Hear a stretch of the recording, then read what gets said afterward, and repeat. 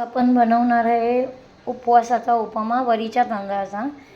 तर त्याच्यासाठी आलं मिरचीची पेस्ट, कढीपत्ता, कोथिंबीर आणि हे भाजून घेतलेले वरईचे तांदूळ आहेत, जिरं, शेंगदाणे आणि मीठ आणि हे आहे पाणी. तर आता आपण टोपामध्ये तूप टाकून घेतलेलं आहे, गरम करत ठेवलेलं आहे. तर आता मी टोपामध्ये टाकणार आहे जिरं.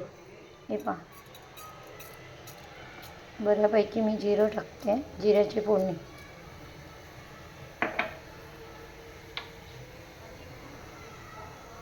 जिरं फुटलं, तूप गरम आधीच करायला ठेवलेलं, त्याच्यामुळे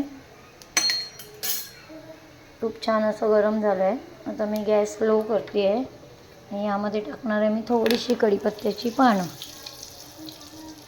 कढीपत्त्याची पानं टाकून झाली मग आपण टाकायचे यात शेंगदाणे.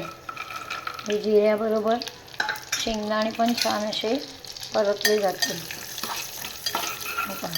मस्त शेंगदाणे छान असे खमंग परतवून घ्यायचे. आता उपमा करतोय आपण. वरईचे तांदूळ मी आधीच भाजून घेतलेले आहेत, धुवून भाजून घेतले. हे बघा, डिशला चिटक पण आहेत थोडे थोडे. छान शेंगदाण्याचा रंग बदलला ना की आपण मग ह्यामध्ये आलं मिरचीचा ठेचा टाकायचा आहे. हे बघा, शेंगदाणे आता फुटायला लागले, आवाज करतात मस्त. छान शेंगदाणे खमंग भाजले ना की उपमा पण छान लागतो.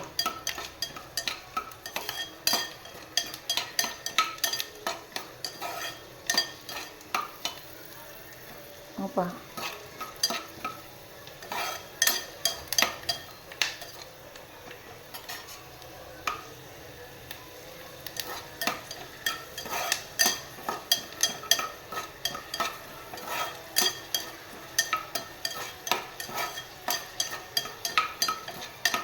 शेंगदाण्यांचा रंग बदलत चालला आहे. तर यामध्ये आपण घालूया आलं मिरचीचा ठेचा. आलं मिरचीचा ठेचा टाकून घेतला आहे याच्यामध्ये. आपण जेवढं तिखट खाणार आहे तेवढंच.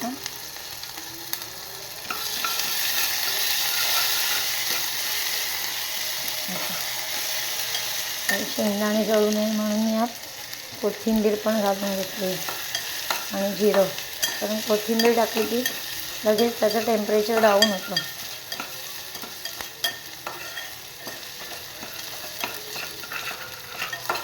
वरी आधीच भाजून घेतल्यामुळे मी पुन्हा याला भाजणार नाही आहे. मी आता याच्यामध्ये डायरेक्ट पाणी टाकणार आहे आणि मीठ टाकून घेणार आहे.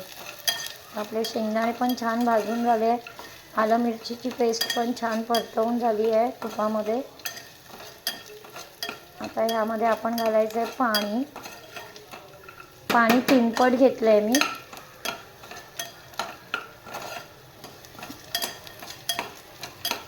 वरी भाजली की आपला उपमा छान असा मोकळा आणि सुट्टा सुट्टा होतो, म्हणून वरी भाजून घ्यायची.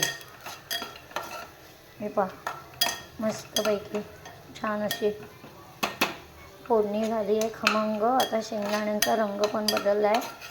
आता मिरची आणि आलं पण छान असं परतवलं गेलं आहे. आता याच्यामध्ये मी हे 3 पट पाणी घेतलं आहे, ते मी आता याच्यामध्ये टाकते. तुम्हाला वाटेल की शेंगदाणे हात नरम होतील, तर अजिबात नाही. एकदा असे बघा करून, कारण शेंगदाणे पण तसेच कुरकुरीत राहतात. आता पटकन पाण्याला उकळीला आली की आपण मीठ टाकायचं आहे आणि तांदूळ टाकून घ्यायचे आहेत याच्यामध्ये. आता मग उकळी येईपर्यंत वाट बघूया पाण्याला. चला, हे पहा, पाण्याला छान अशी उकळी फुटली आहे. आता मी मीठ घालून घेते. मीठ मी थोडंसंच घालणार आहे, कारण आपल्या सगळ्या भाज्यांमध्ये पण मीठ आहे. ताकाच्या कढीमध्ये पण मीठ घालणार आहे मी आणि भाजीमध्ये पण आहे. ह्याच्यामध्ये थोडंसंच घालणार आहे आता मीठ उपम्यामध्ये. आणि आता उकळत्या पाण्यात भाजलेले वरीचे तांदूळ हे पहा टाकून घेतले. आता धुवून भाजले होते, म्हणून सगळे भांड्याला चिटकले. हे मी काढून घेते. हे का हे पाणी मस्तपैकी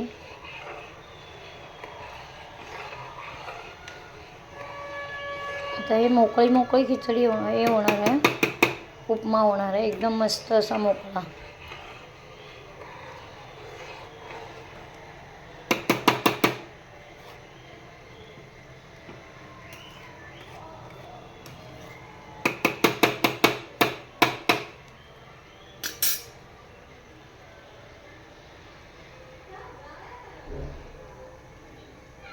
पाहिली किती छान उकळी येते आहे मस्तपैकी.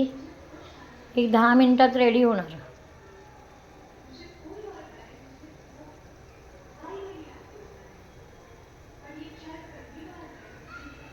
मी रेडी झाल्यावर तुम्हाला दाखवते. आणि पाणी आटेपर्यंत आपल्याला 10 मिनिटं तरी लागतील. हे बघा छान असं खळखळून उकळी आली आहे त्याला. आता रेडी झाल्यावरच मी तुम्हाला दाखवते. आता ह्यात काही घालायचं नाही आपल्याला. आता शिजली की हा शिजला की आपला उपमा रेडी. बस वरून हवी तर कोथिंबीर टाकू शकतो आपण सजावटीसाठी. चला नंतर हो. हा पहा आपण आता आपला उपमा रेडी झालेला आहे. तर आवडला असेल तर बेल आयकॉनला दाबायला विसरू नका आणि शेअर करा, सबस्क्राईब करा आणि कमेंट्स करा.